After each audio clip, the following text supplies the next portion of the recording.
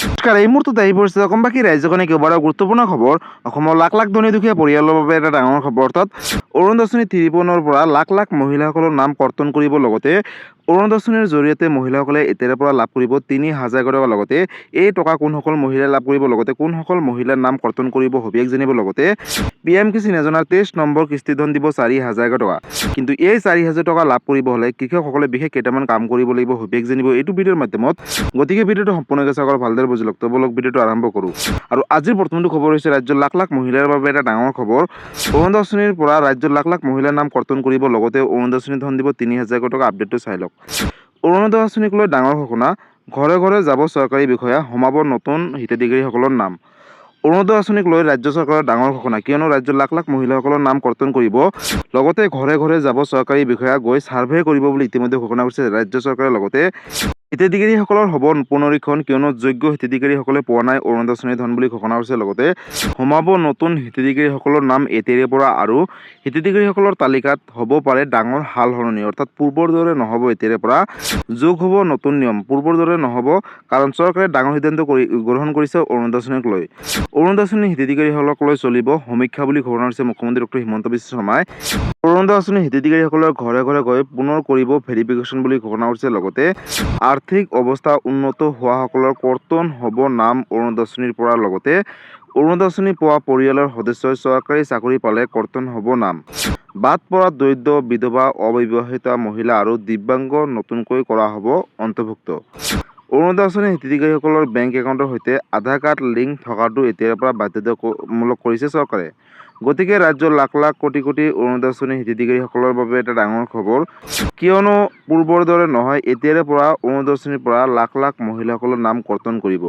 অৰ্থাৎ যিসকল যোগ্য মহিলা হয় তেওঁলোকেহে অৰুণোদয় 53ৰ জৰিয়তে প্ৰতি মাহৰ 10 তাৰিখে ৩,০০০ টকা পৰ্যন্ত লাভ কৰিবলৈ সক্ষম হ'ব, পূৰ্বৰ দৰে নহয়। আৰু যিসকল অযোগ্য মহিলা পাইছে, অৰ্থাৎ যিসকলৰ ঘৰত চৰকাৰী চাকৰি আছে, তেওঁলোকে যদি কিবা কাৰণত অৰুণোদয় ধনসমূহ পূৰ্বতে পাই আছিলে, কিন্তু এতিয়াৰ পৰা নাপাব, কিয়নো এতিয়াৰ পৰা নতুনকৈ সকলো, অৰ্থাৎ প্ৰত্যেকগৰাকী হিতাধিকাৰীসকলৰ ঘৰলৈ ভেৰিফিকেশ্যনৰ বাবে চৰকাৰী বিষয়া যাব বুলি ইতিমধ্যে ঘোষণা কৰিছে মুখ্যমন্ত্ৰী ডক্টৰ হিমন্ত বিশ্ব শৰ্মাই। গতিকে যিসকল যোগ্য মহিলা হ'ব তেওঁলোকেহে অৰুণোদয় ধন ৩,০০০ টকা পৰ্যন্ত লাভ কৰিব পাৰে, আৰু যিসকল অৰুণোদয় আঁচনিৰ বাবে যোগ্য নহয় তেওঁলোকৰ নাম কিন্তু কৰ্তন কৰিব।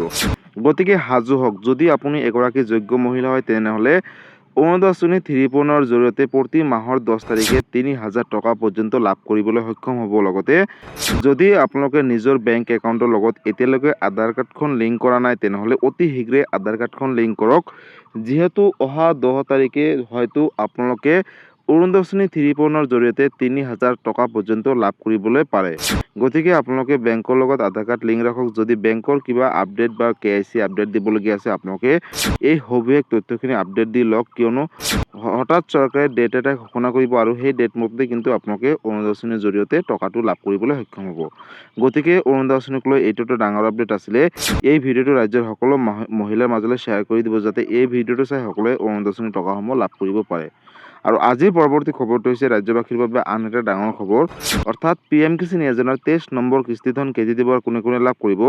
লগতে 23 নম্বৰ কিস্তি ধন কোনসকল কৃষকে লাভ কৰিব ৪,০০০ টকা। লগতে কি কৰিব লাগিব, পোনপ্ৰথমতে আপডেটটো এবাৰ চাই লওক। জুন মাহতে কৃষকসকলে আহিব ভাল খবৰ, জমা হ'ব পাৰে PM কিষাণ যোজনাৰ 23 নম্বৰ কিস্তিৰ ধন জুন মাহতে লাভ কৰিব পাৰে। দেশৰ কোটি কোটি কৃষকৰ বাবে আহি গ'ল এটা ভাল খবৰ, কিয়নো 23 নম্বৰ কিস্তি ধনক লৈ চৰকাৰে অৰ্থাৎ ডাঙৰ ঘোষণা কৰিছে। জুন মাহতে সোমাব পাৰে PM কিষাণ যোজনাৰ 23 নম্বৰ কিস্তিৰ টকা। 23 নম্বৰ কিস্তি ধন লাভ কৰিব হ'লে আপোনালোকৰ বেংক একাউণ্টটো এক্টিভ কৰি ৰাখিবলৈ আহ্বান জনাইছে। একাউণ্টৰ KYC আপডেট নাথাকিলে জমা নহ'ব 23 নম্বৰ কিস্তিৰ টকা। ইয়াৰ উপৰিও পঞ্জীয়ন নকৰা কৃষকে নাপাব 23 নম্বৰ কিস্তিৰ টকা। জুন মাহৰ শেষৰ ফালে অথবা জুলাই মাহৰ শেষৰ ফালে কৃষকৰ একাউণ্টত সোমাব 23 নম্বৰ কিস্তিৰ টকা। ইয়াৰ বাবে কৃষক পঞ্জীয়ন পৰ্টেলত আপডেট কৰক। কিদৰে কৰিব পৰীক্ষা চাই লওক সমগ্ৰ প্ৰক্ৰিয়া, অৰ্থাৎ চৰকাৰে নতুন এটা আপডেট দিছে। PM কিষাণ যোজনাৰ ধন লাভ কৰা কৃষকৰ বাবে এটা ডাঙৰ খবৰ, শীঘ্ৰে পঞ্জীয়ন কৰক আপোনাৰ নাম, অন্যথা নাপাব 23 নম্বৰ কিস্তিৰ টকা। PM কিষাণ সন্মান নিধি যোজনাৰ ধন লাভ কৰা কৃষকসকলৰ বাবে এটা ডাঙৰ খবৰ, 23 নম্বৰ কিস্তি ধন লাভৰ বাবে শীঘ্ৰেই পঞ্জীয়ন কৰিব লাগিব আপোনালোকৰ নাম, অন্যথা বঞ্চিত হ'ব 23 নম্বৰ কিস্তিৰ টকাৰ পৰা। পঞ্জীয়ন নকৰা কৃষকে নাপাব 23 নম্বৰ কিস্তি ধন PM কিষাণ যোজনাৰ জৰিয়তে। পঞ্জীয়ন কৰাৰ পিছত ঘৰতে আপোনাৰ আবেদনৰ স্থিতি পৰীক্ষা কৰিব পাৰিব অনলাইনৰ জৰিয়তে। কিদৰে কৰিব পৰীক্ষা, কেনেকৈ আপোনালোকে পঞ্জীয়ন কৰিব আগলৈ চাওক। প্ৰথমতে PM কিষাণ যোজনাৰ অফিচিয়েল ৱেবছাইট pmkisan.gov.in অফিচিয়েললৈ যাব আৰু হোম পেজত থকা ফাৰ্মাৰ কৰ্ণাৰলৈ যাওক আৰু তাতে আপোনালোকে কেইবাটা অপশ্যন দেখিবলৈ পাব। ইয়াৰ পিছত status of self register farmer CSC farmer বুটামটোত এবাৰ চিম্পলি ক্লিক কৰিব আৰু ক্লিক কৰাৰ পিছত নতুন এটা অপশ্যন খোল খাব আৰু তাতে আপোনালোকে 12 অংকৰ আধাৰ কাৰ্ডৰ নম্বৰটো দিব আৰু কাষত দিয়া কেপচা কোডটো শুদ্ধকৈ আপোনালোকে সন্নিৱিষ্ট কৰিব আৰু শেষত চাৰ্চ বুটামটোত ক্লিক কৰিলে আপোনাৰ আবেদনৰ বৰ্তমানৰ স্থিতি দেখিবলৈ পাব ঘৰতে বহিয়ে। যদি আপোনাৰ পৰীক্ষা কৰি থকা হৈছে তেন্তে পেণ্ডিং ফৰ এপ্ৰুভেল বুলি আহিব। সম্পূৰ্ণ পৰীক্ষা হ'লে এপ্ৰুভ বাই ডিষ্ট্ৰিক্ট বা এপ্ৰুভ বাই ষ্টেট বুলি আহিব। যদি আপুনি আগতে পঞ্জীয়ন কৰিছিল আৰু কিস্তিৰ তথ্য চাব বিচাৰে তেন্তে ফাৰ্মাৰ কৰ্ণাৰত থকা নাও ইয়ৰ ষ্টেটাছৰ ওপৰত এবাৰ চিম্পলি ক্লিক কৰিব আৰু ক্লিক কৰাৰ পিছতে আপোনালোকৰ যোনটো মোবাইল নম্বৰ আছে তাতে এটা OTP যাব আৰু OTPৰ সহায়ত কিন্তু আপোনালোকে নিজৰ ষ্টেটাছসমূহ চাব পাৰিব। গতিকে ৰাজ্যৰ লাখ লাখ কোটি কোটি তথা দেশৰ কোটি কোটি কৃষকৰ বাবে এটা ডাঙৰ খবৰ, কিয়নো জুন মাহৰ শেষৰ ফালে অথবা জুলাই মাহৰ শেষৰ ফালে কিন্তু আপোনালোকে লাভ কৰিব PM কিষাণ যোজনাৰ জৰিয়তে 23 নম্বৰ কিস্তি ধন 4,000 টকাকৈ। কিন্তু তাৰ বাবে আপোনালোকে কৃষক পঞ্জীয়ন কৰাটো বাধ্যতামূলক, লগতে EKYC আপডেট কৰা বাধ্যতামূলক, বেংকৰ লগত আধাৰ কাৰ্ড লিংক থকাটো বাধ্যতামূলক, লগতে মাটিৰ জমাবন্দীখিনি আপডেট দিয়াটো বাধ্যতামূলক। যিসকল কৃষকে এইখিনি কাম কৰি থৈছে তেওঁলোকে কিন্তু 23 নম্বৰ কিস্তিৰ টকা মুকলি কৰাৰ লগে লগে তেওঁলোকৰ বেংক একাউণ্টত DB যোগে কেন্দ্ৰীয় চৰকাৰে প্ৰেৰণ কৰিব আৰু যিসকল কৃষকে অৱহেলা কৰি এইখিনি কাম কৰা নাই তেওঁলোকে কিন্তু PM কিষাণ যোজনাৰ 23 নম্বৰ কিস্তিৰ টকাৰ পৰা বঞ্চিত হৈ থাকিব। লগতে বন্ধুসকল, PM কিষাণ যোজনাৰ 23 নম্বৰ কিস্তিৰ টকা 4,000 টকা কোনসকল কৃষকে লাভ কৰিব।